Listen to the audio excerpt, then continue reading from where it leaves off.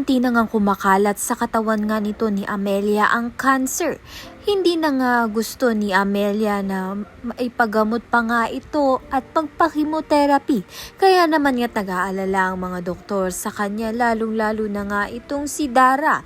Samantalang problemado ito ngang si Amelia dahil hindi pa rin nga niya nakukuha ang loob nito ni Jenny.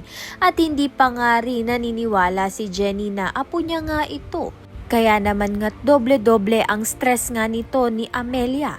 Sa kabilang banda naman nga si Perry na nga mismo ang nakasabi dito kay Jenny sa tunay niya ngang pagkatao. Hinanap nga ni Jenny kung sino nga ang tunay niya ngang ama, katulong niya nga dito si Nate.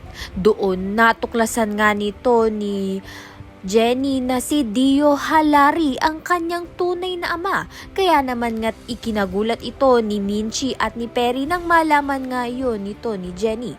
Kaya naman nga't hindi na nga nila ito itinanggi. Wala naman nga kay Jenny iyon dahil nga si Perry na ang kinagisnan nga niyang ama.